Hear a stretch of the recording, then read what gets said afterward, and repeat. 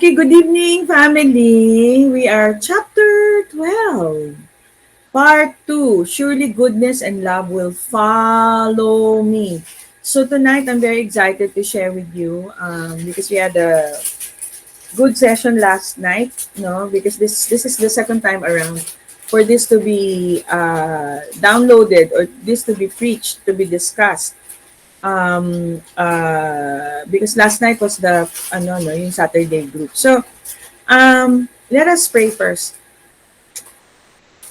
Our dear Heavenly Father, we thank you that every Sunday we get to hear from you. We get to receive from your heart, receive the word that uh,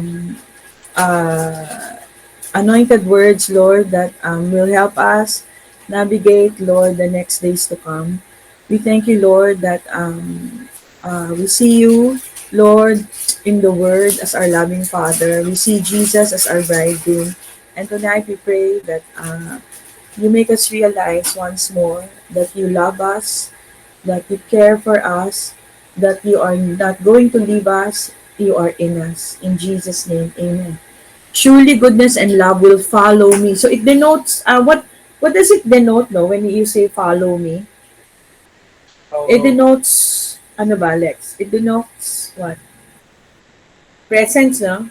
'Di ba? Follow because 'di ba? It denotes companionship, 'di ba? It denotes somebody is with you. It denotes that a person is actually with you, no? So, anyway, before that, so in your young life, can you think of one time na you experienced rejection? Can you think of one time? Maybe during school, no? Sa school or I don't know, sa work. Ako many times. But you know what? Father God is telling all of us, no amount of rejection in your life can hold a candle to the acceptance you have in Christ. So sometimes, sometime ago, in the past, no, or I don't know, even in the present, no, there are people who are calling you names, but you are not defined by those names, especially mga bad names, no. You are defined by who God says you to be. You are a son and you are a daughter. So no amount of rejection in your life, in your past or in your present, can hold a candle to the acceptance you have in Christ. So the Lord is encouraging us. So live in Christ, not in the hurt, because it's very hurtful. Actually, mas hurtful pa nga yung words eh. Diba? Sticks and stones can break your bones, but it is the words that can really hurt. So live in Christ, not in the hurt of what they did to you, of what they did to you. Live in the light, not in the dark. How do you live in the light? So merong famous song, yung song ni Gary Valenciano. Do you know it, children? It goes like this. Take me out of the dark, my Lord. I don't wanna be there. Pero actually, that's not scriptural. Actually, you just have to switch on the light. Diba? So, iyak-iyak tayo, Lord. Take me out of the dark, my Lord. I don't want to be there. Switch on the light because the Lord proclaimed that you are the light of the world. Right? Look to Jesus. He is the light. And the light is in you. So just switch on the light. How do you, when you enter a dark room, ano yung una mong hinahanap? Ilaw. Hindi, yung switch, di ba? Yung switch. Kasi hindi mo na hinahanap yung ilaw eh. Yung switch, so switch it on. Di ba? Switch it on. So switch on the light. So huwag ka nang kumanta ng Take Me Out of the Dark. Okay? Because you are the light of the world. Anyway, so last week, this was the second to the last slide, but I just want to emphasize it again. So maybe in the past, people are calling you things, etc. Si Elizabeth was barren. Sa Tagalog, ano yung barren? Baog. Diba? Oh, yan, baog yan. Asawa pa naman ng high priest. But you know what? You know what? Sabi nga nun sa Luke 1:36, and this is now the 6th month for her who was called barren. She who was called barren is already 6 months with child. What happened? What happened? Diba? The favor of the Lord was announced through Zechariah. Diba? And what happened is that when they received the word, she conceived a child. Sino yan? Si John the Baptist, yung cousin ni Lord. So, God invites us into His life to participate with Him. So, kanina, no, swak na swak yung sinabi ni Pastor Lawrence, no. So, it's not about God demanding something from you to do. Di ba na, kasi pag ang mindset mo ay you have to serve, you have to give, you have to ganyan, merong ano yun, hindi na siya New Covenant. New Covenant is you do things with God. Okay? God invites us into His life to participate with Him. Not merely work for Him. So that's why nothing is impossible with. So it actually the Lord is giving us the honor to do it with Him. Okay? So anything He asks us to do, we cannot do alone. So yung mga ginagawa natin, no, it's out of the overflow. And even this Bible study, it's out of the overflow because no word the Holy Spirit supplies all the words. The Holy Spirit supplies all the verses and all the phrases that is spoken here. Okay. Because if you are to just be, work mindset and service mindset, that would be missing the point. God is not asking us to do one thing for Him, just everything with Him. So ito yung sinabi ni Abraham, no? When you read Genesis 17:1, he was actually very desperate for Ishmael.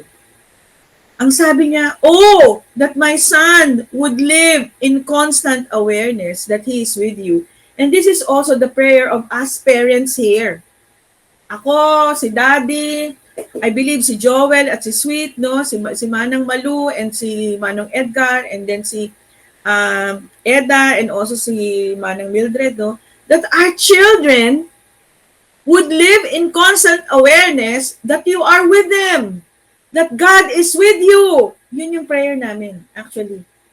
Because, you know what's happening, the long-running conflict between Israel and the Arabs, no, is because of this, right? Because if they just knew that God is with them, both of them, no, there will be no conflict.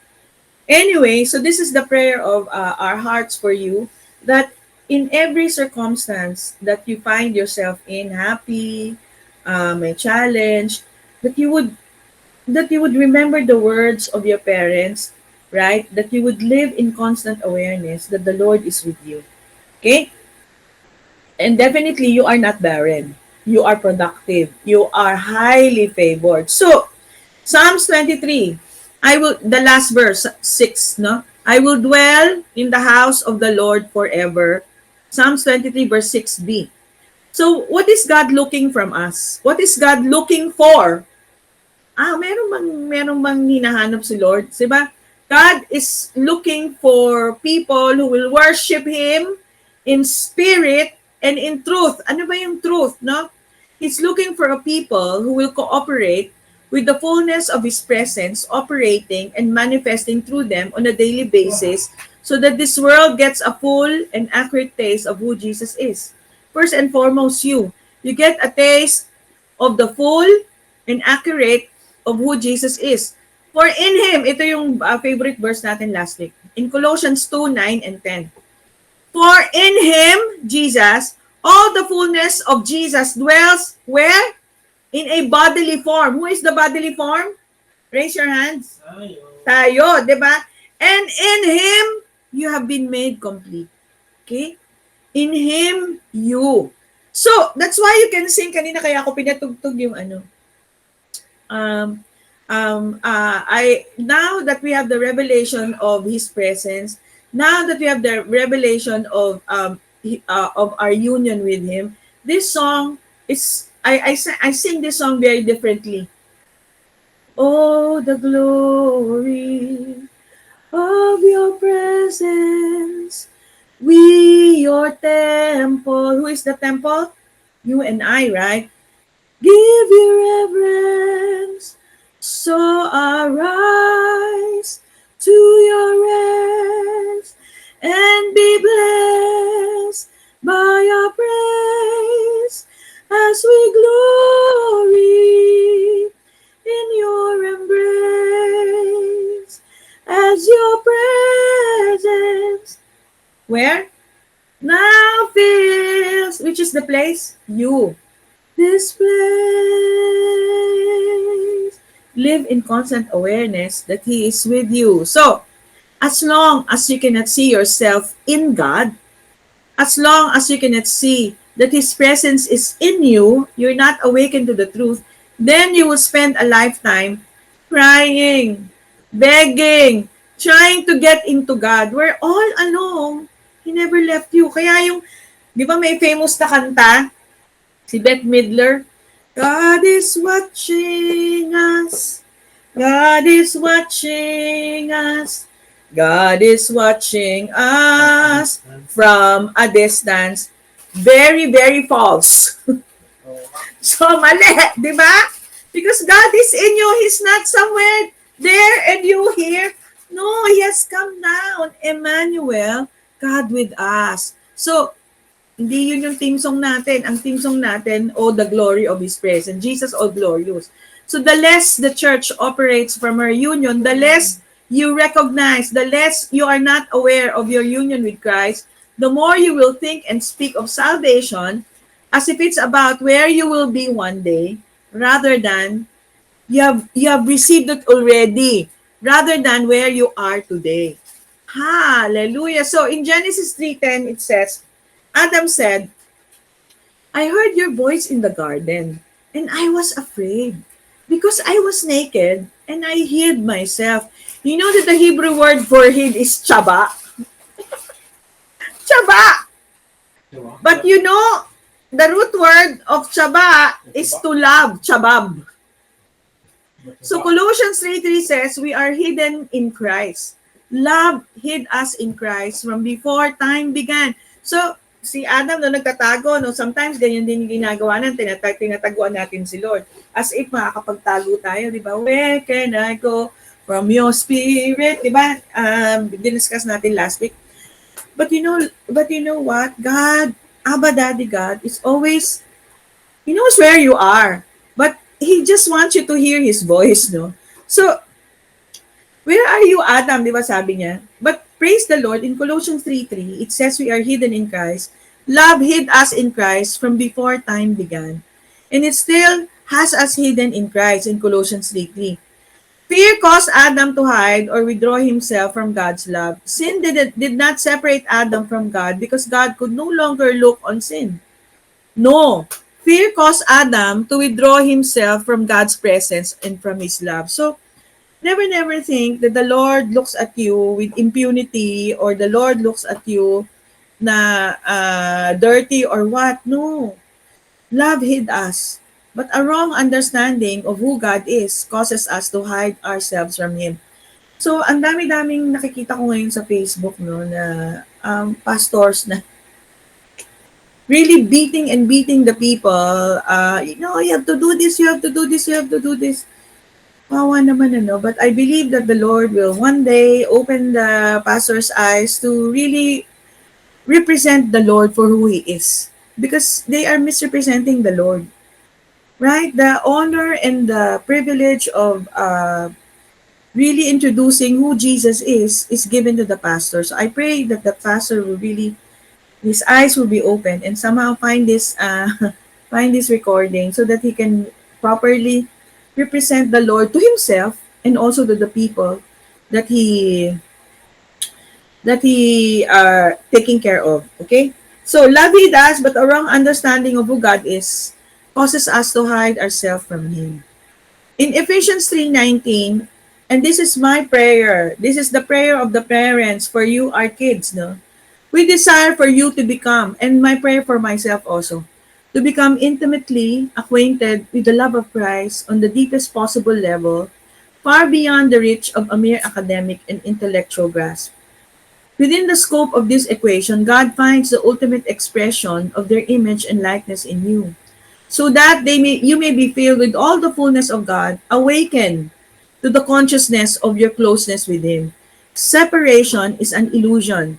Oneness was God's idea all along. Father, Son, and Holy Spirit. The reason the Pentecost came, right? Because the Holy Spirit cannot wait to indwell in you. So, Father, Son, and Spirit desire to express themselves through your touch, your voice, your presence. They're so happy to dwell in you. So that's why gustong-gusto ka ng mga kaibigan mo because they can sense the Lord's presence in you. There's no place in the universe, oh Sam, there's no place in the universe where God would rather be. So even if you're lying on your bed, the Lord is with you. Hallelujah. So our experience of His presence has its reference in our understanding of our oneness. So when we don't appreciate or when we don't understand the truth that He came to indwell us, then we are not more one with Him when we feel whacked or get the goosebumps, and less one with Him when we feel nothing. Our union is a constant because of His doing. We live and move and have our being in Him. Nowhere else. That's the truth. Nothing defines us more than this light of life that shone into our hearts to give us understanding that we are in Him who is true. Sabi ni Pastor Francois Dotwa. So the Apostle Paul is very clear on the reason why believers, eto na, this is very important, do not grow up into union with Christ. So I tell you this and insist on it in the Lord, that you must no longer live as the Gentiles do, in the futility of their thinking. Ano ba yan? I will later describe, no? In Ephesians 4:17. Here is not just telling us, he is insisting that believers, those who are one with Christ, as connected to God, as their body is to their head, stop thinking the way unbelievers think. So parang yung God is watching us from a distance. They must stop thinking and so living as if they are separated from God. Because to think like that is futile. So when you are thinking that God is watching you from very far away, from a distance, that is futile. The Greek word translated as futile is mataiotes, which actually means devoid of truth or perverse. Perversity pala yun, ano? There is nothing more futile in this world than to see new covenant believers at one with God act and pray like old covenant believers separated from God. Ito yung ano, take me out of the dark, my Lord. Kasi when you're saying it, ano, you know that when you are in the darkness, God is there. So just switch on the light. Okay? So it is such a problem across the body of Christ. It has so dimmed the light of the church that in this group, in this family, we insist, di ba? So, hindi tayo umaalis doon, ano? Because this is very important. This is the emphasis of His voice today. We insist on it in the Lord too, that believers grow up to live in the reality of their union with Christ, that we live and talk like sons of God. Okay? And we insist on speaking this truth to each other continually for this one reason, that although God has already freely gifted these things to us in Christ by grace, it is by faith that we receive and walk in the reality of the Christ life. And that very faith, that ability to receive what God has freely given, when does it come? By hearing in Romans 10:17. Hearing what? So, when you are in the dark and you cannot see, parang nagda-doubt ka na, are you with me? Faith comes by hearing. By hearing the gospel. The grace of God in truth, Colossians 1:6. Faith doesn't come by hearing what you need to do. I'm not against motivational preaching. No, I do motivational discussion with my team in the office, but it doesn't actually supply you faith. It's a behavioral transformation. No, but what the Lord is after is heart transformation. No, faith doesn't come by hearing what you need to do, yung mga steps, or do better for God. Faith comes by hearing what God has done for you. Faith doesn't come by hearing what you need to do. Faith comes by hearing what God has done for you. This is why we teach Christians that they don't need to give more, pray more, or do more to receive from God. All those are overflow when you understand that you are in union with God. They only need to listen more to the enormity of what has already been freely given to man in Christ, and that listening heals our hearts, heals our minds, our ability to believe and receive. So, church, the gospel. This is the gospel. Jesus' first words when He was seen on the third day. Third day, ito yung theme of the year, no, ng New Creation Church. I go to my Father and your father to my God and your God. Who is your father? Abba, Daddy God, right? Hosea 6 verse 2, after 2 days, He will revive us. On the third day, He will raise us up. Why? That we may live in His presence. The reason why Jesus died and resurrected is that we may live in His presence, that we may enjoy the resurrection life. He wasn't risen alone on the third day. We rose with Him. Hallelujah! Hallelujah! It is finished. So, all scriptures point to Jesus, the Christ. So, pagkatapos ng resurrection, may dalawang, 'di ba, naalala niyo 'to, may dalawang apostles, si the road to Emmaus, remember? Lex, the road to Emmaus. Jesus came alongside, 'di ba, they were very downcast. They were walking away from Jerusalem, and then Jesus came with them. 'Di ba? Jesus came with them. Jesus came alongside the two disciples on the road to Emmaus and began walking and talking with them. Di ba? Ang galing, no? So, the Lord is with you. And beginning with Moses and all the prophets, He shared with them all the scriptures concerning Himself. So, when we are reading the Bible, no, we look for Jesus, not for things that you want to do, not for rules and steps, but you look for Jesus. So what happened? This caused a burning in their hearts, and they rose up the same hour and returned to Jerusalem. You know that Jerusalem is made up of two words. Jerusalem is made up of two words. Yara, meaning to see or to feel the awe, and Shalom, meaning wholeness. Again, Jerusalem is made of two words. Yara, meaning to see or to feel the awe, and Shalom, meaning wholeness. Jerusalem was the place where God's presence dwelt. These two disciples had an awakening and immediately rose up and saw clearly. There is a verse in the Bible that you are the new Jerusalem, di ba? It's not, yes, there's Jerusalem in Israel, but actually, this is pertaining to you and I. Hallelujah. So all hopelessness was gone, and they saw that He wasn't dead and gone. He's resurrected. You know what happened? They turned back and went to Jerusalem. Child of God, you are Jerusalem. The resurrected one lives in you. You are His dwelling place. So remember, Jerusalem is you see Shalom. You see your wholeness or completeness in Him. Hallelujah. Ang ganda, no? So, Psalms 23 verse 6.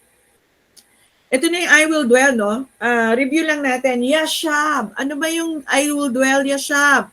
In Hebrew, to sit, to dwell, to remain, to inhabit. Yung Hebrew, ano niya, di ba?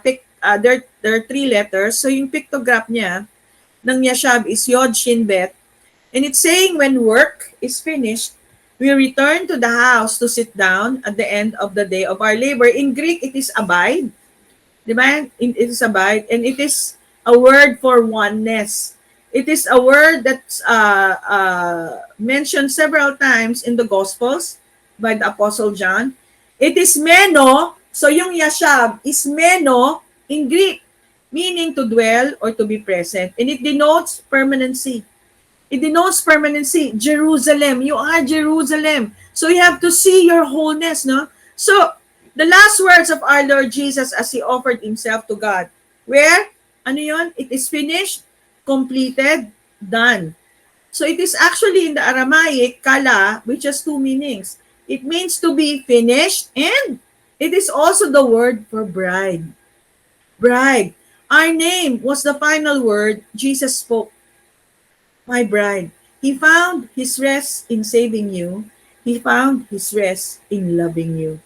You are His bride. With the word, He called all men to Himself. So in 2 Corinthians 5, now, in the light of your co-inclusion in His death and resurrection. Ang ganda, no? In the light of your co-inclusion in His death and resurrection, whoever you thought you were before, in Christ, you are a brand new person. The old ways of seeing yourself and everyone else are over. So not only yourself, no, but seeing your brother, seeing your sister. Acquaint yourself with the new. So, di ba, sometimes, no, ano ka, Pilipino ka, ano ka ba, British, Indian, but actually, those are those descriptions are not describing you. They all died when Jesus died. Remember, we're not talking about law language here. The if anyone is in Christ is not a condition, it is the conclusion of the revelation of the gospel. 1 Corinthians 6:19-20 in the New King James Version. Children, this is very important. Do you not know that your body is the temple of the Holy Spirit who is in you, whom you have from God, and you are not your own, for you are bought at a price. Therefore, glorify God in your body and in your spirit, which are God's. In the mirror, it says, do you not realize that your body by design is the sacred shrine of the Spirit of God, echoing within you? You are not the sole owner of your life. No? Your body is the sacred shrine. So you are bought and paid for. All of you are His. Live your life, ito na, conscious of how irreplaceably priceless you are.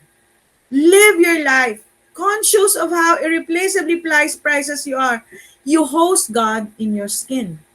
Live your life conscious of how irreplaceable you are. You host God in your skin in the Mirror Word Bible. Romans 8:11 in the New King James Version. But if the spirit of Him who raised Jesus from the dead dwells in you, very clear, no? He who raised Christ from the dead will also give life to your mortal bodies to His Spirit who dwells in you. So, when there are storms, literally, no, yung nangyari sa La Union, no? You know, you can say, peace be still. But hindi ito yung hindi ito yung, it's much more than that, okay? It is that, but it's much more than that. So you can say, peace be still. It means releasing heaven on earth.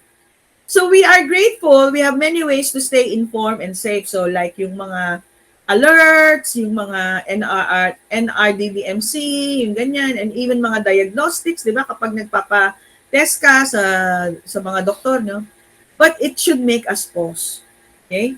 In a world filled with alerts, where are the peace be still voices? We are supposed to declare peace be still.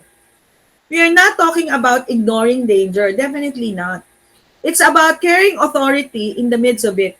The kind of peace that doesn't just calm seas, but calms souls. While the world points to panic, we carry, that's now where the rubber meets the road. While the world points to panic, we carry His presence. The wind and waves still know His name. And He's not far off. He is in us. Let's not forget who speaks to us when storms arise. Hallelujah. Let's not parrot the news or prophesy doom. We're here to echo heaven, releasing heaven on earth. Hallelujah. So, that's why when we partake of the communion, that's what we are doing. We are echoing what is heaven's will, what is God's will for our life, di ba? So, sitting around the table is a feast of friendship and delightful conversation. Eat food that blesses the temple. Most diseases are diet-related. So, we study nutrition, di ba? We have this treasure in earthen vessels. The vessel takes its value from the treasure it holds. Sabi ni Francois Datwa, in the last 12 to 15 years as I have gotten older, I have embraced the concept of Hippocrates. Let food be your medicine and medicine be your food. Primarily, the word of the Lord is our medicine, di ba? But of course, eating good food also is good for the fitness of the body. So when we share a meal together, ito very important because this is communion. When we share a meal together, we declare our association in Christ. We associate with what Christ has done. Every time we drink from the same cup, we communicate the language of the covenant of grace, which is what our fellowship is all about. The wine we drink is our participation in what the blood of Christ represents. The bread we we break celebrates our participation in the incarnation. Ano yung incarnation? God's presence is in you. He is indwelling you. Emmanuel, God with us. So the prophetic promise became flesh in his person. We are jointly declaring that in the revelation of our inclusion in his death and resurrection, we are now the visible body of Christ. In the mirror, in 1 Corinthians 10:16. And day by day, attending constantly in the temple with one accord and breaking bread in private houses, they took their meals with great joy and single-heartedness. This is what the first Christians, diba, did.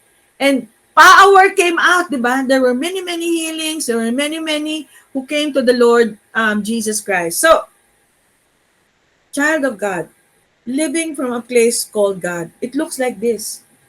You are under a waterfall, di ba? So, Colossians 3:1, therefore, if you have been raised with Christ, keep seeking the things above where Christ is seated at the right hand of God. Set your minds on the things above, not on the things that are on earth, for you have died, and your life is hidden with Christ in God. When Christ, who is our life, is revealed, then you also will be revealed with Him in glory. Di ba? When you hear and hear of the gospel. So lastly, child of God, sabi ni Pastor Francois, light dispels darkness effortlessly. Just switch on the light. Just like water breaks the drought naturally, we're not gonna get it right by debating the degrees of the darkness or the drought. Be the light. Be the river of living waters because you are. God couldn't give himself more beautifully to the world than what he did in you. Discover. It is a lifelong journey. Discover yourselves in Christ. Then discover Christ in you. Live the adventure. So, in the words of Angel Gabriel, the archangel, and having come, the angel said to her, Mary, no, you can actually, this verse is also for you. Rejoice, highly favored one. The Lord is with you. Blessed are you among women. Blessed are you among men. In Luke 1:28 in the NKJV. And that, my dear family, is chapter 12, part 2. Praise the Lord.